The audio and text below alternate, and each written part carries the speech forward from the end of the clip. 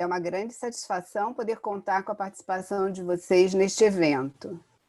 A BVCap representa hoje todos os atores da indústria de Private Equity e Venture Capital no Brasil, incluindo gestores, investidores e prestadores de serviços. Este webinar faz parte de uma trilha preparada pelo Comitê de Investidores da BVCap, especialmente para os investidores institucionais. O investidor institucional brasileiro tem um papel de extrema importância. Seus investimentos no passado propiciaram o início de uma indústria que preza pela transparência, governança, sustentabilidade e inovação. Ao longo desses anos, a classe de ativos brasileira amadureceu e seus investimentos em empresas brasileiras impactam a vida de todos os brasileiros. Não há um segmento ou setor do país que não tenha recebido investimentos de gestores de Private Equity ou Venture Capital. Acreditamos fortemente que investidores institucionais brasileiros são os participantes principais na contínua evolução desta classe de ativos, devido à sua sofisticação e necessidade de retorno e diversificação. E a BVCap estará aqui para apoiar esse movimento tão importante para o país. O webinar de hoje será dividido em duas partes. A primeira parte, que dará uma visão global de investimentos em Private Equity, será realizada em inglês e terá a participação e apresentação de Joseph Borda, vice-presidente de Research da Prequim, que será mediado por Luiz Eugênio, nosso conselheiro e sócio da Aya Capital.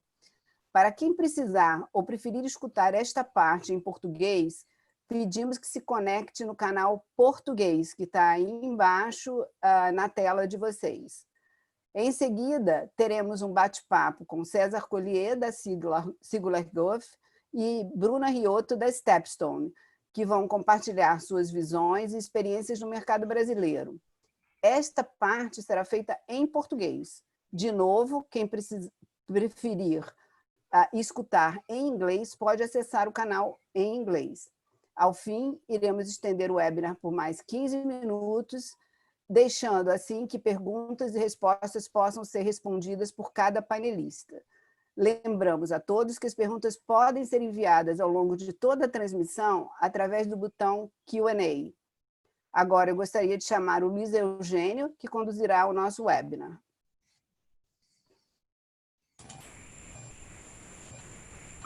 Angela, thank you very much. Thank you very much, everybody that is here this afternoon with us. And like also to thank you very much, Joseph from Peking, to be here. He will be doing a presentation on the private capital and private equity and venture capital environmental. A lot of very interesting data. And so without further delay, please, Joseph, go on. Thank you very much. Great. Thank you very much for the introduction, Luis. As I said, happy to be here, and thanks for the association for having me speak on this afternoon's webinar. I'm hoping my brief presentation will be able to provide a more general global update on the alternative assets industry and how it has fared thus far in 2020. For those of you that don't know, Preqin is the home of alternatives. We're the leading source of data and intelligence for the alternative assets industry globally.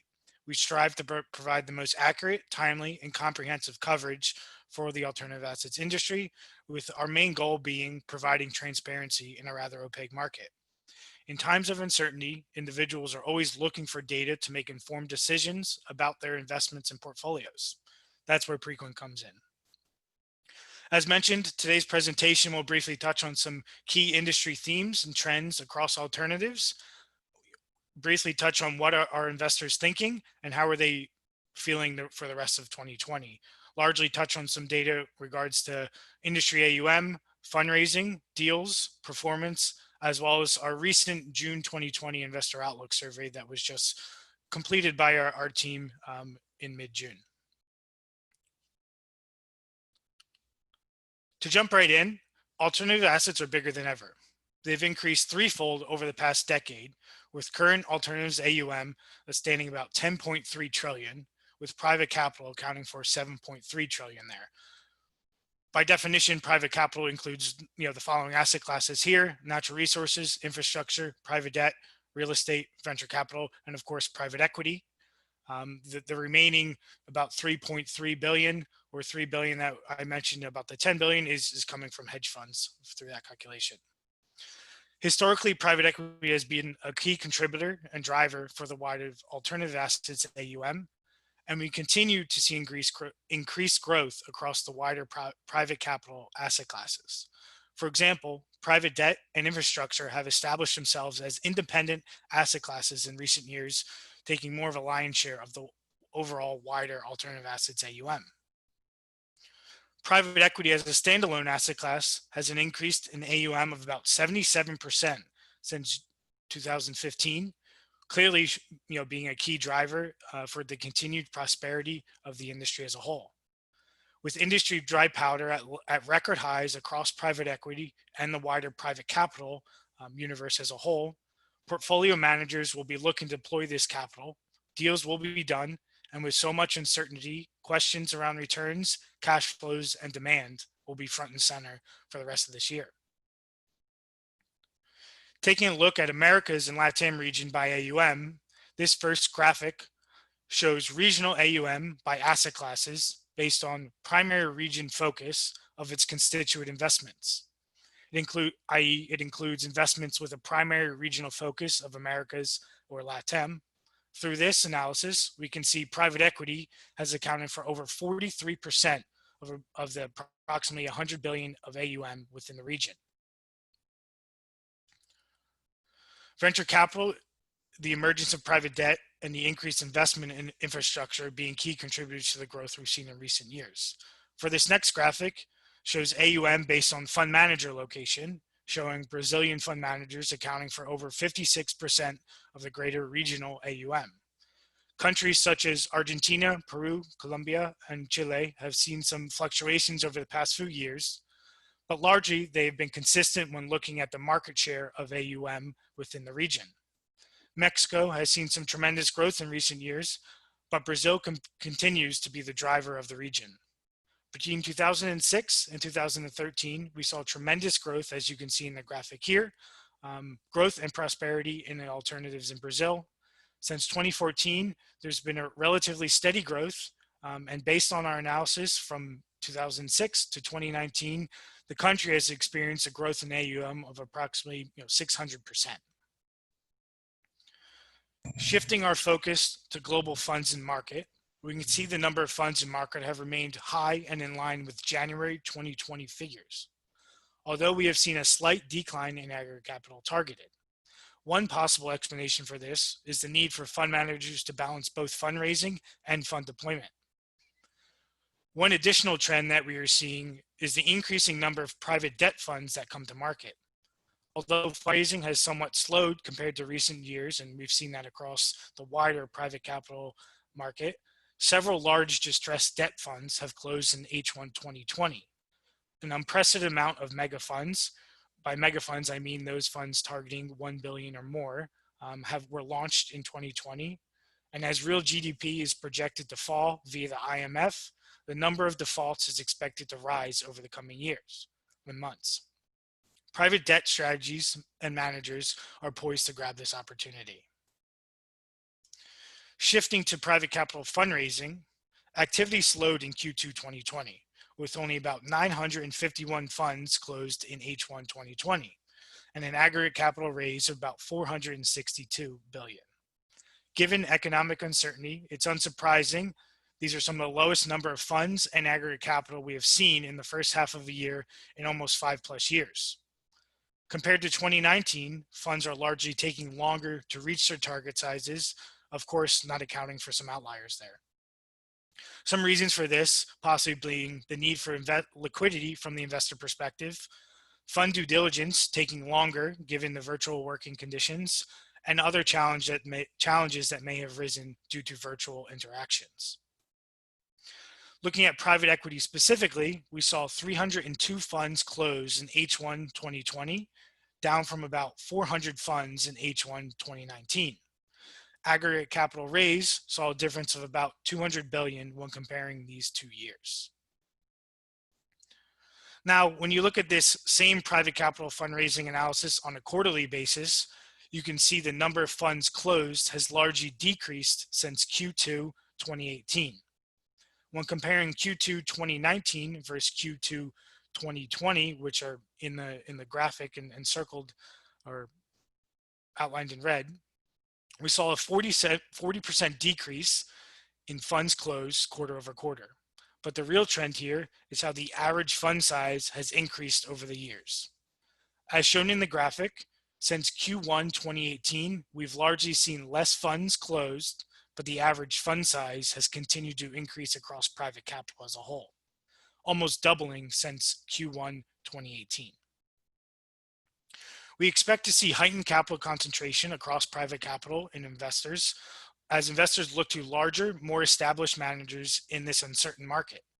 Track record and established relationships have always been important aspects of the fundraising environment, but we may see this become ever more important as investors continue to commit capital to the space, leaving opportunity for the big players to get even bigger. In H2 2020, we do expect to see some stability in terms of the funds closed and aggregate capital raised. As mentioned, and I'm sure all of you have experienced, H1 has been an exceptional period with huge amount of uncertainty and volatility. LPs and GPs will need to reassess the impact upon existing portfolios and look for bright spots and opportunities with the remainder of the year and targeting in the future. Now, investors invest in private equity largely for diversification and high risk adjusted returns, as mentioned in the opening. Given the current macroeconomic situation globally, with the interest rates at historically low levels, the need to diversify and diversify quickly is here. Low or declining interest rates mean more funds are available for PE firms as investors tend to look elsewhere, away from fixed income and credit securities. Financing is cheap, and the accessibility and investor interest in alternatives is generally amplified further given the declining value of fixed income instruments.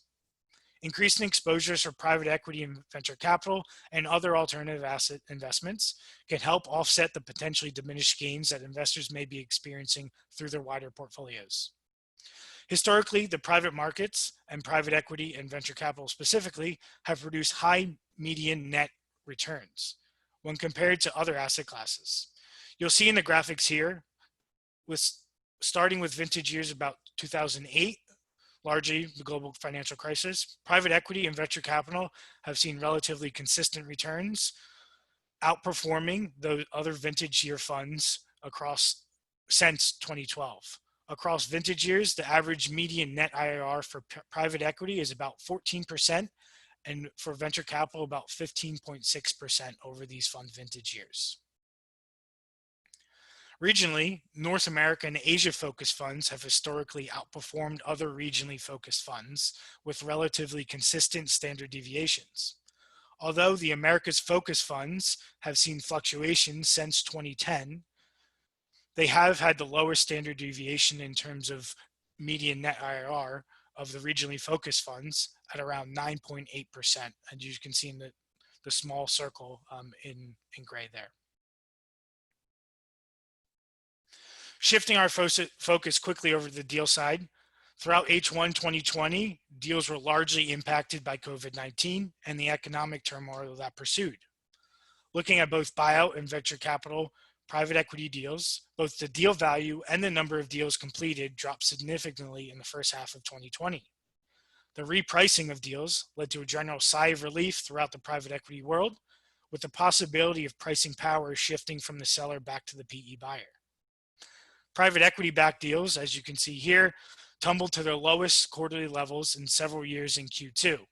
North America was hit the hardest, with only about 444 deals completed in the region, compared to about 850 in Q2 2019. Similarly, venture capital deal flow took a hit when compared to 2019 figures, but it managed to somewhat recover as we progressed throughout Q2 2020. Q2 saw slightly more transactions than Q1, but still well under the pace we saw in 2019.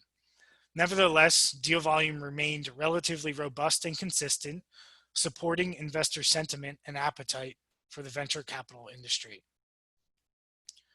Just taking this one step further, this next graphic, or a couple graphics, show how private equity-backed buyout deals fared on the industry level. As you can see, in April 2020 was the slowest month with regards to deal volume in the first half of 2020.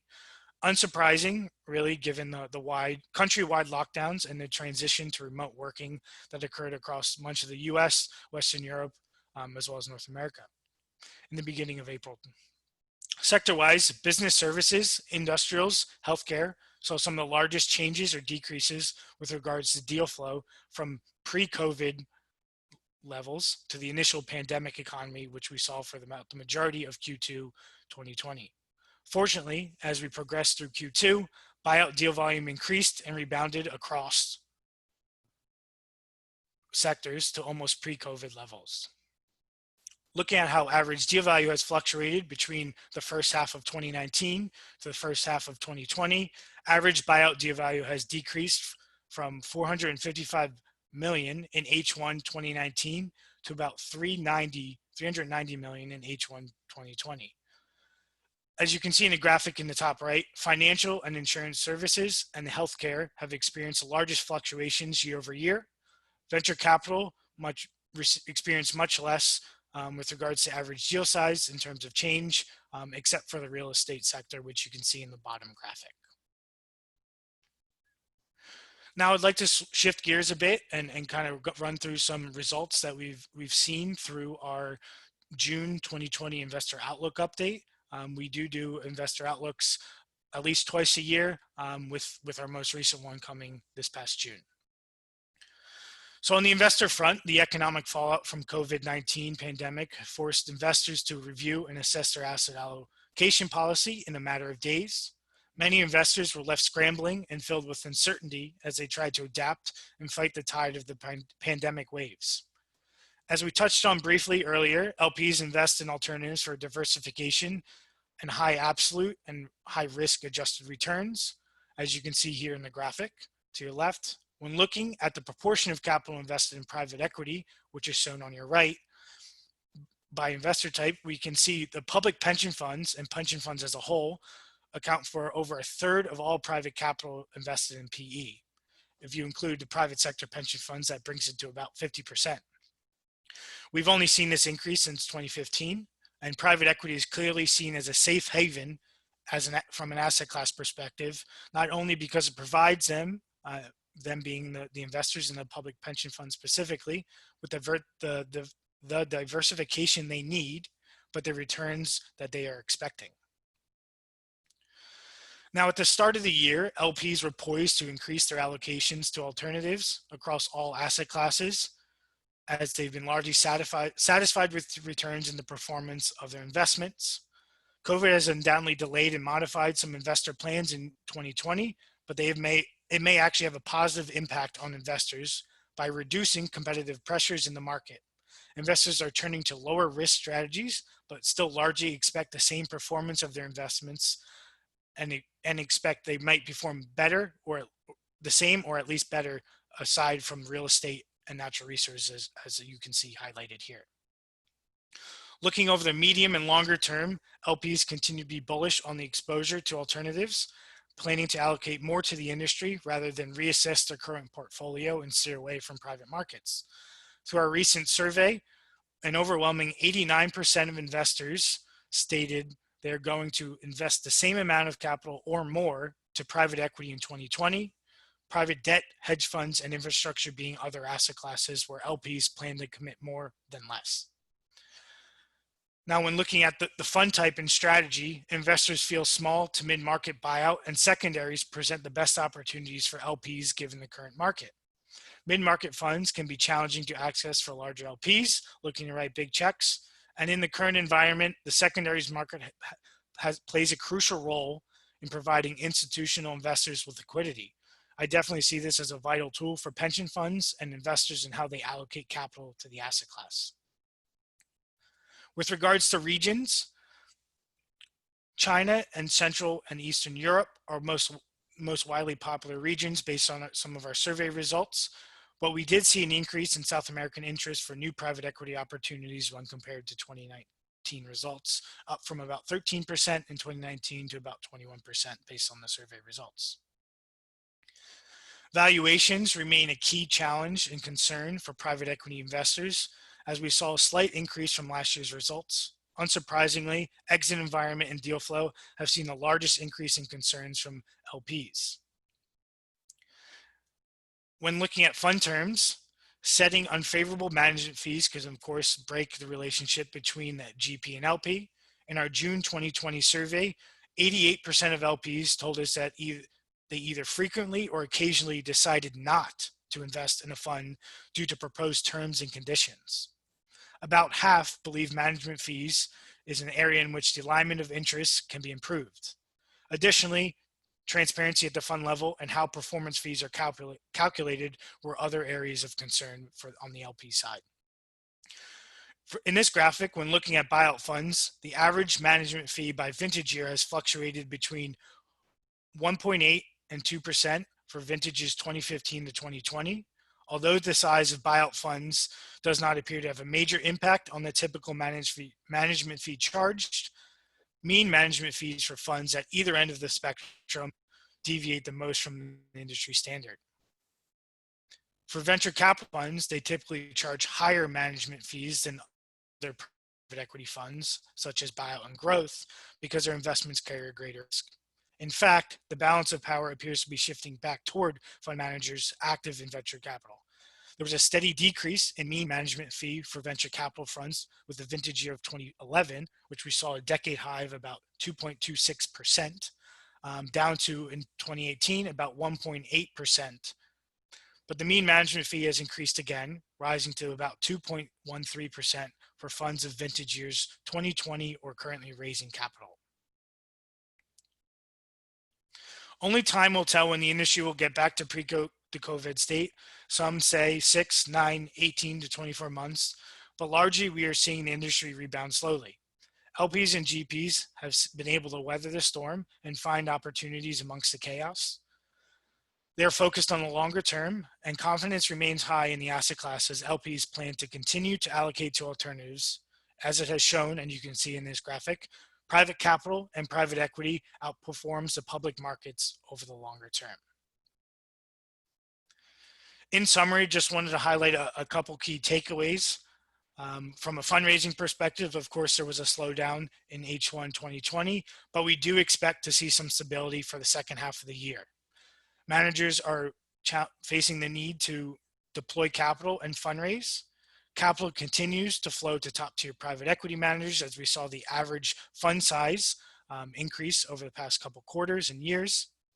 Private capital and private equity performance largely are meeting and exceeding investor expectations, but largely investors remain confident in the space and they continue to commit to the industry, especially in private equity.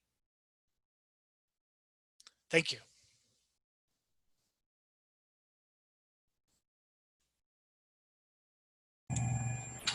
Thank you, Joe. That was very interesting. We have a lot of data here, but we see that private equity venture capital is basically a little bit of a cyclical business with up and highs, but it's very interesting to see the, I would say, stronger performance and also how activity it's of course been impacted by the pandemic, but a lot of opportunities on the other side also arise in this environment. We have here several pension funds in the audience, and it's interesting because we can see in your slide, I think it was 18, that public and private pension funds are together the largest investors in private equity and venture capital, I think representing almost 50% of the total invested in that period. Here, can you comment a little bit on the relevance of the private equity and venture capital in the portfolio of this type of investors globally? Sure. Yeah. definitely. There, depending on whether you're looking at public or private sector pension funds, it does change a bit globally and it does change regionally. But what we are seeing, public pension funds in particular on a global basis, largely average about 7% of their AUM allocated to private equity. And when you drill down that a bit further, if you look at North America-based public pension funds, they're allocating it just over about 8% in AUM on average to private equity as a whole. When you look at the private sector pension fund side, slightly less, about 6%, but still very much a large portion of their investment portfolio. I'd say there's definitely room to grow there as well. When looking at average target allocations globally, we're largely around 8%. And as I mentioned, globally, it's around 6%, 7%. So we do expect to have that continued investment and commitment to private equity from the public and private sector pension fund side. Of course, there is importance to diversify across region, vintage, and fund type, but it's definitely a key player there. Yeah, thank you. Yeah, in Brazil, I would say probably that the median exposure of pension funds to private equity and venture capital, it's around 1%, not much more than that, to traditional private equity and venture capital. So well below the international average. It's interesting because we have been seen really interest increasing in Brazil, and to knowing what the peers are doing internationally, it's very interesting. Going on, I have another question here, Joe. In slide 19, we can see that investors are, I'd say, highly satisfied with the returns of private equity and venture capital. If I'm not wrong, about 90% of them are satisfied. And I think that's probably due to the fact that private equity has been beating public equity returns by a healthy margin, as you demonstrated in slide 26. Expanding a little bit on this topic, can you comment on the relevance of the contribution of private equity and venture capital returns to the median long-term returns of the pension funds when we compare private equity to other asset classes? Sure. Yeah, we do track Horizon IRRs on the public pension fund side. So we do have some data for that.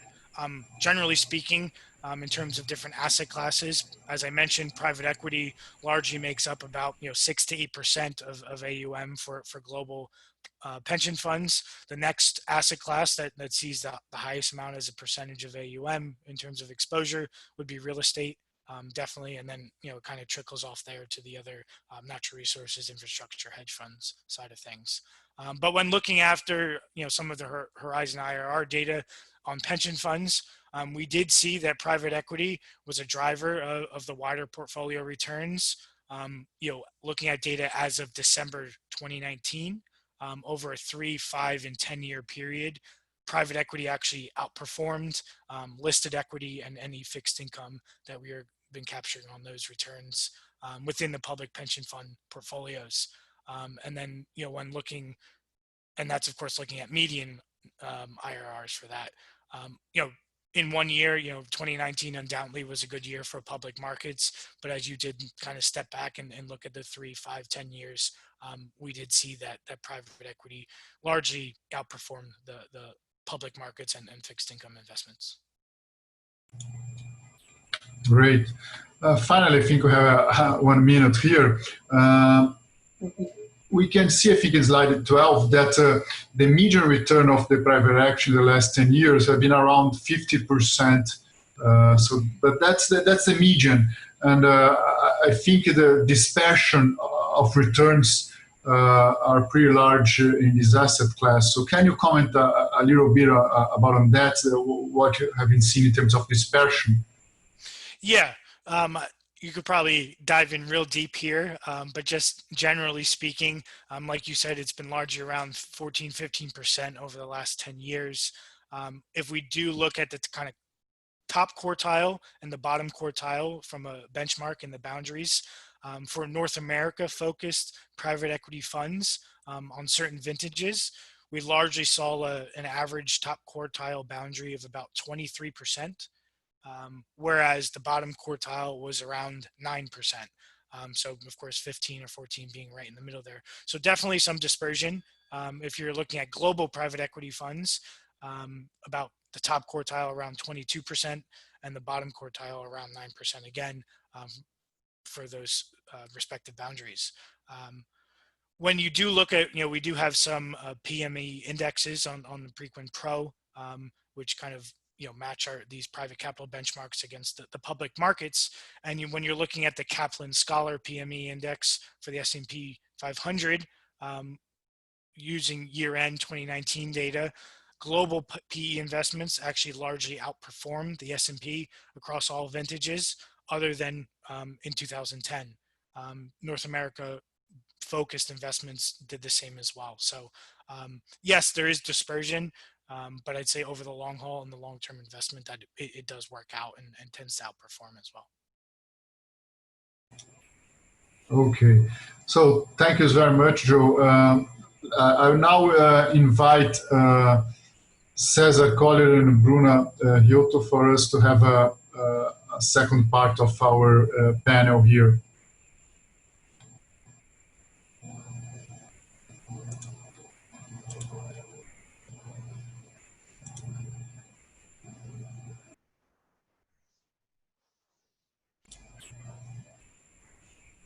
Só para confirmar, César, Bruna, vocês estão... Eu preciso que me liberem aqui a câmera. Boa tarde, tudo bem, Luiz? Boa. Olá, tudo bom? Oi, César. Oi, Bruna, Oi, tudo Joseph. bem? Oi, Luiz. Tudo bem? Perfeito. Bom, obrigado aí pela presença de vocês. Bom, vamos lá. Nessa segunda parte, eu queria iniciar, pedir para vocês só comentarem aí, se apresentarem rapidamente as empresas que vocês representam, apresentar vocês e como são duas empresas internacionais que estão aqui no nosso país apostando já na nossa economia já faz algum tempo. Eu queria também que vocês comentassem desde quando vocês estão aqui, aí o que levou as empresas a buscarem essa posição no Brasil. Começando pela Bruna, por favor. Claro. Primeiramente, boa tarde a todos. Obrigada pelo convite. A BVCap é um prazer estar aqui falando hoje.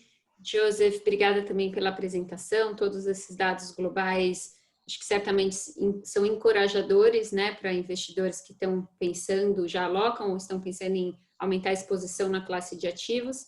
E acho que a ideia aqui do meu lado e do César é trazer um pouquinho desse panorama global focado em Brasil, né? Então, nossa experiência aqui no país. A Stepstone, ela é uma empresa global que faz consultoria e gestão de ativos em mercados privados, principalmente private equity. É uma empresa que tem hoje em dia quase 300 bilhões de dólares em ativos sob consultoria e gestão. Ao redor de 70 bilhões disso são ativos sob gestão. E basicamente o que a gente faz é assessorar e ajudar investidores de diferentes perfis, desde fundos soberanos, fundos de pensão, family offices, a criar exposição nessa classe de ativos numa escala global. E aí, indo para a sua pergunta de quando a gente veio para cá, foi em 2014 que a Stepstone abriu o escritório aqui em São Paulo, foi quando eu me juntei à empresa. Mais recentemente, em 2018, a gente abriu um outro escritório em Lima também, para aumentar a exposição na América Latina. E a principal motivação, acho que dessa movimentação de ter equipe local aqui, foi justamente a demanda da nossa base de clientes, né, principalmente clientes estrangeiros, querendo investir e aumentar a exposição em mercados emergentes e na nossa região. E como o Brasil, dado a escala, dado a maturidade da indústria em relação a outros mercados emergentes, ele é um mercado relevante, né, para quem quer esse tipo de exposição. Então, foi essa o principal motivador aí para abrir o escritório aqui. E desde então, desde 2014, a gente já fez ao redor de 5,5 bilhões de reais de compromissos aqui na região, Ao redor de 90% disso é Brasil, é realmente o país mais relevante para a gente na região. Esse portfólio ele inclui investimento em fundos, co-investimentos e secundários. E a gente, assim, apesar, né, de toda a volatilidade, instabilidade que a gente vê na região, a gente continua bastante comprometido e ativos aqui em aumentar a exposição no país.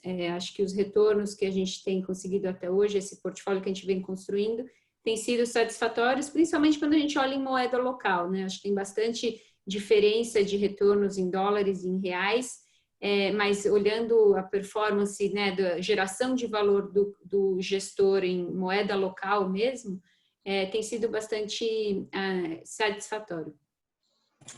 Que bom. César, por favor. Claro, também muito boa tarde a todos. Obrigado à BVK por estar aqui, Ângela, Cris, a você, Luiz, também por estar aqui hosting, e o Joseph também pelos dados, né? É um enorme prazer poder contribuir e falar sobre essa classe de ativo. Eu sou um entusiasta dela e quero sempre estar torcendo para ela crescer aqui na região, e acho que tem bons motivos para fazer isso. Não só eu sou um entusiasta, como a gente conseguiu, eu diria que provar isso internamente na nossa casa aqui, na Singular Gulf, e o Brasil passou a ser a maior geografia da Singular Gulf fora dos Estados Unidos, ultrapassando inclusive a China. Quem é a Singular Gulf? Singular Gulf é um gestor independente com 25 anos de história, com 14 bilhões de dólares de ativos todos sob gestão. Nós temos atividades de fundo de fundos, atividade direta, secundário e muita atividade de co-investimento. Então, aqui no Brasil, nós chegamos em 2007 e nos primeiros anos investimos em 5 fundos e 1 empresa. De lá para cá, eu abri o escritório em janeiro de 2011, vou completar agora 10 anos de Singular Gulf. De lá para cá, a gente aumentou para 2 bilhões de dólares investido aqui, saindo de 200, em 28 fundos e 42 oportunidades diretas. Eu já tenho mais atividade direta de que em fundo, inclusive.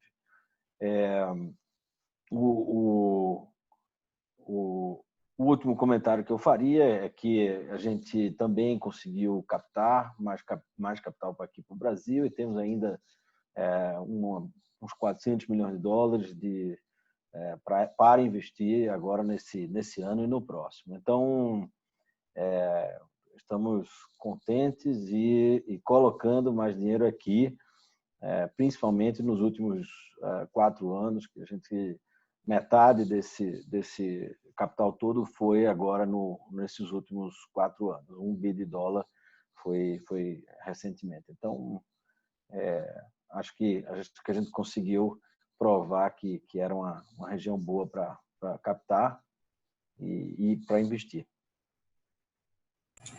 Certo, obrigado, César. O Joe comentou da importância de você diversificar, né? Quer dizer, ele comentou ali da dispersão e da importância de você diversificar aí em vintage, gestores e tudo mais. E aí eu queria ver com vocês que estão nesse fundo, nesse business de conversar e alocar recursos para os gestores. Quer dizer, já tem na visão de vocês, quer dizer, uma massa crítica, uma quantidade de gestores, de fundos relevante e suficiente no Brasil para você poder efetivamente montar um portfólio estruturado, diversificado de Private Equity Venture Capital, começando aí pela Bruna de novo. Claro, na nossa opinião, sim. Tá, Luiz? A Stepstone, ela tem uma base de dados proprietária que acompanha bastante informação e inteligência do mercado, seja dos gestores, dos portfólios que eles investem. E olhando essa nossa base de dados de GPs, né, gestores na América Latina, em mercados privados, a gente tem mais ou menos 330 gestores aqui.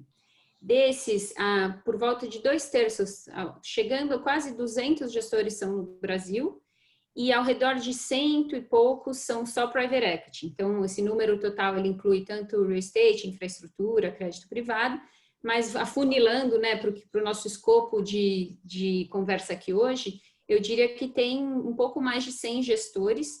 Claro que alguns mais ativos, né, do que outros, eu diria que talvez 80%, 70%, 80% disso devem ser casas que continuam no mercado, estão ativas ou que esperam ter uma nova captação aí no futuro próximo. E isso eu acho que é uma base, uma amostra bastante significativa e relevante para você construir um portfólio de maneira diversificada e diligente. A gente nossa filosofia de investimento, ela prega bastante, né, seleção de gestores. O Joseph comentou aqui sobre a dispersão de retornos. Eu acho que para você ter um portfólio satisfatório e que traga o alfa que se espera dessa classe de ativos, você precisa sim focar em selecionar os melhores gestores, mas para isso a sua base precisa ser relevante, né, para você não se sentir obrigado a colocar o capital para trabalhar só nas oportunidades que existem. Então, assim, o nosso acompanhamento do mercado diz que existe essa amostra relevante aqui, e acho que a nossa atividade também nesses últimos anos nos comprova que sim. A gente também, por outro lado, a gente também, como filosofia de investimento, a gente toma bastante cuidado para não ser muito diversificado, ter diversificação em excesso, né? Então, imagino que você faça aí ao redor de 3 a 6, 7 transações ao ano, incluindo com investimentos secundários e primários. Eu acho que o nosso mercado ele tem profundidade suficiente para você conseguir realizar isso por ano. Essa é um pouco da nossa perspectiva. Certo, obrigado. César, aí do teu lado. Luiz, eu não vou querer repetir os dados que Bruna trouxe, que de fato são esses aí. A gente também tem esse mapeamento, né? É importante dizer experiência, né? Eu gosto muito de compartilhar a experiência real nossa. Nós temos 15 gestores, né? São 28 fundos de 15 gestores. E na construção de portfólio, a gente olha naturalmente o quanto que esse gestor tem de probabilidade de ser um gestor de performance entre os 10% melhores da região, mas também a qualidade do time, que eu acho que é algo que o Brasil tem, inclusive melhor do que o resto da América Latina, que é a longevidade de times. Hoje a gente já tem times com mais de 20 anos fazendo private equity no Brasil, e eu diria uma quantidade ainda muito maior, com mais de 10 anos com essa experiência. Então, quando você vê essa antiguidade, a gente brinca aqui internamente que é a cicatriz de ter vivido private equity, aí a gente gosta muito porque não é só viver o que é bom, mas é também ter passado pelo que é ruim, aprender a fazer um bom contrato, aprender a fazer escolher o sócio certo, escolher os executivos certos, setores também. A gente viu muito setor se prejudicando. Então, essa antiguidade a gente gosta bastante e acha que o Brasil tem uma capilaridade enorme. E aqui, olhando para frente, eu acho que também vai acontecer um fenômeno que aconteceu na China, que é o que a gente chama de mitose de gestores, né? Que é o time mais antigo começa a ficar muito sênior, ele continua fazendo a sua coisa, vem um time mais novo e abre uma nova casa. Esse tipo de mitose de gestor, a gente gosta muito, a gente já apoiou, já apoiamos mais de 4 situações dessa, e está indo muito bem, porque é uma relação que a gente fica com esse gestor muito importante, porque a casa nova dele, quem deu o primeiro dinheiro para eles foi a gente. Então, isso acaba gerando muito co-investimento, muita boa-fé do lado do gestor. Então, e o último comentário que eu faria é que quando a gente seleciona, a gente olha também alguns quadrantes. O primeiro quadrante é de olhar para o Brasil e ver quais oportunidades tem no Brasil e traduzir isso para os gestores. O que eu estou querendo dizer? O Brasil tem espaço para private equity grande, médio e pequeno. E dentro desses tamanhos também tem a oportunidade de fazer majoritário ou minoritário. Tem inúmeros exemplos aqui, mas uma Advent faz majoritário grande, né? Uma 20 faz majoritário ou minoritário, mas mais majoritário médio. Um Gávea faz grande, minoritário, e assim por diante, Quineia, médio. Então, você tem ali vários gestores dentro desse quadrante que você pode também selecionar para abordar a oportunidade como um todo no país. E também setores, né, naturalmente. Setores, você olha especialistas em educação, especialistas em distress, por exemplo, que é uma área que a gente gosta muito, e viramos relativamente grandes. Metade dos meus ativos aqui são em distress. Então, e aí você vai jogando com essas matrizes aí. Você falou... Só um comentário, Luiz, eu acho que é um ponto importante que o César trouxe, que acho que a maturidade que a nossa indústria está ganhando, né? Há 10, 15 anos atrás, você não tinha essa diversificação, talvez, de especialização, você não tinha gestores de distress, você não tinha... A indústria de VC ainda era muito incipiente, né? Hoje em dia você tem uma maturidade no ecossistema de VC que você tem ótimas casas para investir, ótimas casas para fazer com investimento. Então, acho que essa diversificação, não só em número de gestores, mas também o tipo de estratégia ou especialização de cada casa, é importante também para um portfólio no agregado. Legal.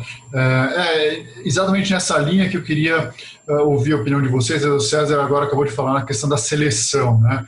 E ele até tocou um pouco nesse aspecto na última fala dele, mas, bom, dado que a gente não tem massa crítica, tem uma boa quantidade de gestores, até em diferentes segmentos ou quadrantes, como vocês mencionaram, na experiência de vocês, quer dizer, o Joey falou, a dispersão é grande de retornos, e você comentou que tem tido um bom retorno, certamente isso reflete aí uma disciplina e um sucesso na seleção. Então, o que eu queria é que você comentasse um pouco essa questão da seleção dos fundos e dos gestores, quer dizer, aí, o que você tem focado, qual que é a tua experiência nisso? Eu acho que tem dois principais fatores aí da performance ter sido bem sucedida até hoje, né? Eu acho que um é a diversificação de gestores, de safras, né? A gente realmente não tentar acertar o momento certo de entrada, porque em private equity isso é impossível de se fazer, né? Você nunca sabe qual macroeconomia você vai estar no ambiente de saída daquelas empresas, dali 5, 6, 7, 10 anos. Então, você tem que realmente construir um programa consistente. Então, a gente vem fazendo desde 2014 uma pincelada desse portfólio todos os anos. Então, a primeira coisa, acho que eu diria é essa consistência. À medida que você decidiu ter exposição na classe de ativos, é construir isso de maneira gradual e não acertar uma bala num ano ou numa transação e depois, às vezes, ficar...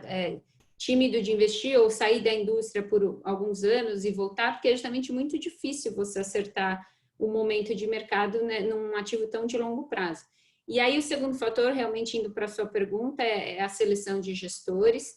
O César trouxe aqui vários dos pontos que a gente também presta bastante atenção, e acho que a nossa diligência ela se divide em 3 principais aspectos. Um é a empresa em si, a organização, o grupo, e aí a análise ela vai desde todo o histórico, né, daquela equipe trabalhando junto, qual que é o nível de turnover, de saídas dessa equipe, por que deixaram, qual que é a distribuição dos econômicos e da receita por aquele time, o alinhamento de interesse.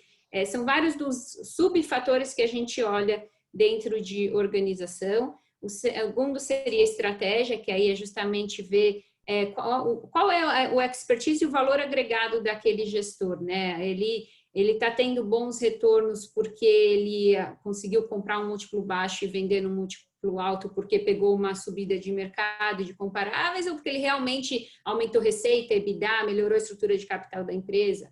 É justamente entender essa geração de valor e se essa geração de valor e estratégia se aplica no na próxima safra, né? A gente está num momento de mercado que ele consegue fazer, não replicar, porque as oportunidades sempre vão ser novas, mas o que ele construiu para trás nos dá substância para colocar o dinheiro e suportar ele na próxima safra. E aí, por último, a terceira é realmente performance. E aí eu acho que tem um certo desafio na nossa indústria por ela ser jovem. Então, a gente tem, sim, vários gestores que têm 20, 10 anos de histórico e conseguem mostrar, né, retornos do fundo 1, 2, 3, 4. Esses são, acho que, os felizardos da nossa indústria, que tem algo para mostrar em relação à performance e para a nossa análise quantitativa. Mas muitas casas, seja porque estão começando agora, seja porque estão no fundo 2 e 3 e o fundo 1 ainda não teve muita liquidez, eu acho que aí vem o maior desafio, mas que a gente tem que prestar muita atenção e gasta muito tempo aí, que são o track record que não é realizado ainda, né? São empresas que estão sendo marcadas aí trimestralmente, o gestor tem uma percepção de valor, mas ele não tem nada de saída concreta para nos mostrar. E aí a nossa análise, ela se baseia muito no caso a caso, a gente realmente entra no a fundo de cada uma dessas empresas que ainda estão no portfólio para entender o que foi feito desde que ele entrou para aquele período atual, o que se espera de geração de valor dali para frente, o que se aprendeu nos casos que não deram errado, e aí é uma análise muito mais qualitativa. O que nos ajuda bastante nessa análise é poder comparar com peers da indústria, né? Então, é importante, talvez, tentar guardar a inteligência sobre a indústria dentro de casa, né? Às vezes as equipes vão mudando do lado do investidor, mas é importante que tenha em algum lugar, alguma base de dados onde eles possam olhar o que aconteceu com aquele gestor, com aquele portfólio ao longo dos últimos anos e comparar com o que vem sendo entregue. Eu acho que a questão da performance aqui para o Brasil, ela tem um certo desafio, porque muitos portfólios ainda não tiveram saídas ou não, é o que a gente chama de não realizado ainda.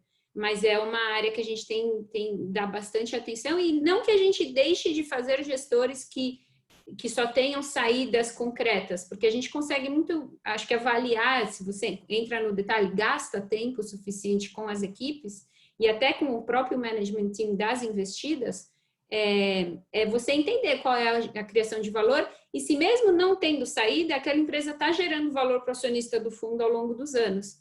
Então, ela pode não teve saída porque estratégicos fugiram do país, porque a gente vive num país muito volátil e com certa instabilidade política e econômica, então são sujeitos, né, ao apetite de mercado, essa questão da saída. Mas você consegue ver se ela continua gerando valor, porque continua ganhando market share, porque continua aumentando a margem, situações desse tipo. Acho que esses são os pontos de atenção aqui para nós. Obrigado. César, você já tinha comentado um pouco sobre esse aspecto da seleção na tua fala anterior, mas na sua fala anterior, nessa fala da Bruna agora, ela não mencionou, vocês não mencionaram terms and conditions, quer dizer, e o Joey, quando ele comentou lá, a gente pode ver que a média ali da management fee está muito próximo de 2%, cai um pouquinho, sobe um pouquinho, tal, varia um pouco o tamanho do fundo, mas não muda muito disso. Aqui no Brasil, eu já vi no passado investidor, muita tensão entre gestor e investidor em termos de negociação de taxa de administração, gestão. Já vi investidor forçando e reduzindo taxa de 2% para 1,5%, até para 1%, o que não está alinhado com o que o Joey mostra que acontece lá fora. Você pode comentar alguma coisa? Essa questão taxa importante na tua seleção aí, César? É a última coisa que eu olho. É a última. A gente tem um ditado interno na casa que é o seguinte: você dá banana, você recebe macaco, né? Então, eu quero dar carne e receber leão. Então, para mim, esse assunto, inclusive, é muito importante. O contrário, se a taxa de administração dele for muito baixa, esse cara não vai conseguir contratar um time de performance alta. A forma que a gente seleciona é de baixo para cima. A Bruna tocou aqui nesses pontos, mas eu não falei um pouco do meu histórico. Metade da minha vida foi operacional. Eu fui de varejo, eu fui de finanças, logística, comercial, operações e toquei negócios inteiros de varejo no Brasil. No varejo, eu comprei uma empresa de um gestor na época. A empresa estava destruída. Esse gestor ele espremeu essa empresa como uma laranja. Esse gestor, para mim, não é um gestor que serve para para o desenvolvimento do private equity. E não é coincidência que esse gestor hoje praticamente parou de existir, ou é um zumbi, digamos assim. Então, eu também comprei uma empresa, agora eu vou dizer o nome porque eu estou elogiando, do Pátria. Eu comprei a Casa do Pão de Queijo quando eu estava no Standard Bank. A empresa era redonda, completamente arrumada, fábrica que eu nunca vi igual, em muitos lugares lá de fora, inclusive. Então, isso é a qualidade intrínseca do que ele entrega.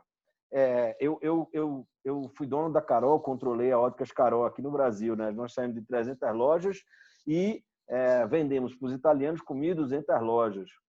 Hoje eu sou amigo dos compradores. Eu digo assim, quando eu estou viajando, eles querem encontrar com a gente e tal, e falam para a gente, olha, que empresa que você nos entregou. Uma empresa arrumada, sem contingência e tudo mais. Então, assim, a qualidade dos ativos que estão lá, a relação que aquele gestor teve com o fundador da empresa, os contratos que foram feitos, as dores que ele sofreu, isso tudo é muito, muito importante para a gente construir a coisa. E aí a gente vai vendo o time, alinhamento, muita coisa do que a Bruna falou aí, performance também, mas ela é de baixo para cima. Você vê a qualidade em cima do que aquele gestor entregou. Entregou qualidade, porque eu até tenho, como eu falei, eu sou entusiasta da área, eu acho que a indústria de private equity tem um papel muito importante para o Brasil, para o desenvolvimento desse país, que é capital de longo prazo, trazido por os estrangeiros, gerador de emprego. Eu acho que a gente fez uma contabilidade, geramos mais de 10 mil empregos com os investimentos que foram feitos aqui,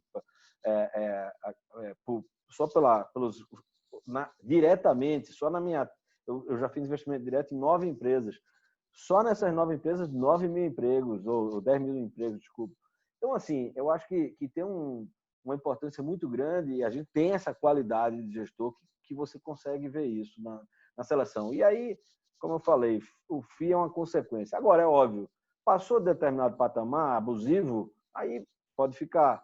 A gente já viu também gestor querendo cobrar 25 de performance, 30 de performance. Isso daí, aí ele ultrapassa as regras ou o manual de boas práticas lá de fora, que inclusive o Jorge Sigler, o nome na placa da gente, foi um dos caras que ajudou a redigir, né?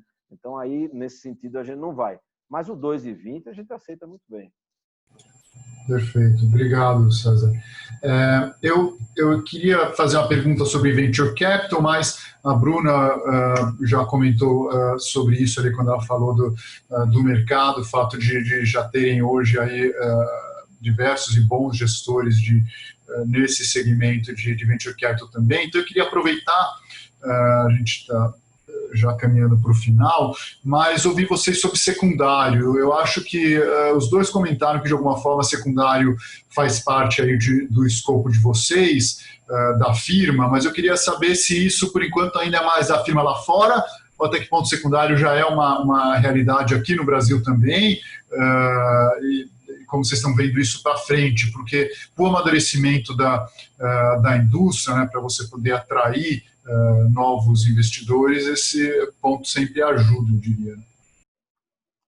Talvez, se eu puder começar,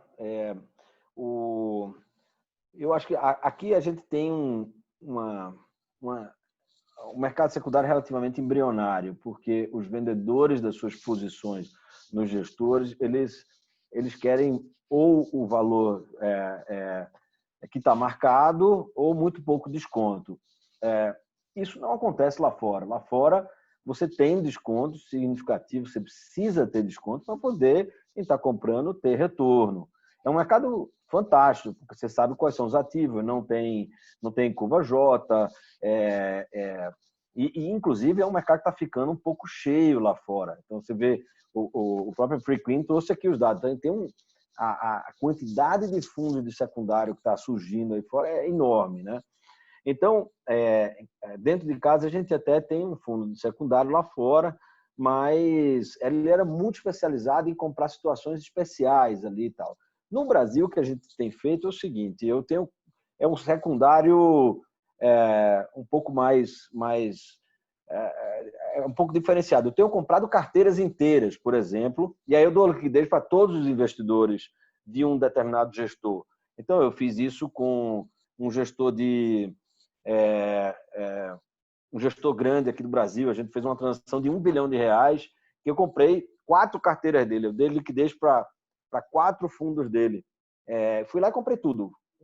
E a gente eles devolveram o dinheiro lá para os investidores dele. Eu também comprei uma carteira inteira de um banco aqui, comprei de um outro gestor em distress, na área de distress, comprei a carteira inteira. Então, isso a gente tem feito, né? E isso é interessante. E tem aquela... Aí não é secundário, mas tem tido cada vez mais, e uma tendência lá fora também, a gente faz muito isso, essa venda entre fundos, né? Então, você tem um fundo menor que levou aquela empresa para determinado patamar e depois ela vende para uma empresa maior, né? O exemplo mais claro é XP, que teve ali a Actis, que passou depois, né? Depois veio o DA e depois foi para a Bolsa, né? Então, esse é um exemplo clássico assim, de coisas que acontecem, que tem acontecido. E outro comentário sobre tecnologia que você falou, Luiz, assim, a gente acredita que tem um mercado muito bom aí, tem gestores fantásticos. A casa ainda está querendo ver um ciclo maior para fazer VC, mas a gente já entrou em tecnologia. Então, eu já tenho 2 gestores de tecnologia, porque aí é o que o pessoal chama de late stage tech, né? Pós-VC. E aí, a gente, na nossa interpretação, é como se fosse um fundo de crescimento, private equity tradicional, só que focado em tecnologia. Como eu falei, setores é algo que a gente gosta de olhar também. Então é isso. Só para complementar um pouquinho, eu concordo com o César ao dizer que a indústria, acho que aqui ainda é muito jovem, a indústria secundária, né? É uma indústria que começou lá fora, principalmente nos Estados Unidos, na década de 90, e a gente está começando a ver vendedores, né, de portfólios, de private equity, de fundos, aqui no Brasil, vendedores brasileiros, eu acho que de uns 2, 3 anos para cá. Então, eu diria que a gente está há uns 25, 30 anos à frente da maturidade da indústria lá fora. Lá fora é uma indústria já bastante intermediada, com volumes bilionários, né, transacionados por ano. E aqui eu acho que ainda é um segmento que está crescendo, e está crescendo muito porque ela cresce ao passo que a indústria primária amadurece, né? Então, situações que o César comentou de transações onde o fundo às vezes chega no fim da vida, mas as empresas ainda precisam de um tempo para serem vendidas e os cotistas querem uma liquidez. São situações que a gente começou a ver mais recentemente, na região como um todo, não só o Brasil, né? Que são os secundários transacionados, liderados pelo próprio gestor que está procurando uma solução de liquidez para os cotistas. Isso são coisas já estruturadas, que acontecem há bastante tempo lá fora, que está começando aqui. Eu acho que além do desafio do desconto, que eu concordo com o César, eu acho que o vendedor aqui ainda tem uma expectativa de vender a precificação que a carteira está sendo marcada, e normalmente o comprador quer ter pelo menos um pouco do seu retorno vindo desse desconto na entrada. Acho que além da precificação existe um desafio também da composição do portfólio, né? Às vezes a gente tem acesso a transações ou nos são apresentadas operações onde tem muito pepino, né? Então tem muitos fundos que não deram certo, ou fundos que estão em distress, ou situações que estão em discussões judiciais que devem tomar talvez aí os seus próximos 5, 10 anos. E o comprador secundário, ele busca qualidade também nessa compra, né? Pelo menos a estratégia da Stepstone é uma estratégia de investimento secundário muito de nicho. Seja operações pequenas e não as operações de leilões e intermediadas que existem lá fora, mas também operações que tenham dentro do portfólio justamente esses top pick gestores, esses gestores que top quartile. Então, assim, a motivação de um vendedor, ela pode ser, pode ser muito diferente, né, de vendedor para vendedor. Mas o vendedor que está simplesmente se desfazendo de situações difíceis ou que a liquidez está muito longe ainda de ser vista, ele precisa procurar um comprador de secundário que tenha esse perfil. Eu diria que a média do mercado busca portfólios que tenham qualidade nas empresas e no nível dos gestores também. É o nosso caso aqui. Exatamente. Não tem jeito. Se a seleção não foi feita muito corretamente no início e tudo mais, se tem muitos pepinos, como a Bruna falou, quer dizer, o secundário não é remédio para tudo, né? Então, mas é bom ver que isso está amadurecendo. Bom, a gente passou já aqui 5 minutos do nosso tempo. Eu queria agradecer muito o Joe pela apresentação, agradecer aí a Bruna e o César pelo papo. A gente viu na apresentação do Joe, para mim foi espetacular ver que a América do Sul ali basicamente dobrou o interesse na pesquisa com investidores estrangeiros, o percentual de investidores estrangeiros interessados em alocar para a América do Sul, basicamente dobrou da pesquisa anterior para essa pesquisa. Então isso é muito interessante. A gente tem visto aí na nossa base de dados, na consolidação que a BVCap tem publicado, que a participação dos investidores estrangeiros, ultimamente, nos últimos anos, aumentou em comparação com os investidores locais. Um pouco disso foi explicado pelo dólar, mas eu espero que, um pouco com esse conhecimento todo que a gente trouxe hoje, com esse cenário, que os investidores locais se sintam mais confortáveis, voltem a alocar efetivamente para a classe de ativos e não deixem aí os estrangeiros ficarem sozinhos, porque senão eles vão acabar tomando isso como um todo, né? Bom, Luiz, deixa eu César... completar só um minutinho. Tem que prestar muita atenção no seguinte, a Bolsa está bombando, mas em Private Equity os preços estão iguais ou menores do que antes da crise. Então, a arbitragem de preço é enorme.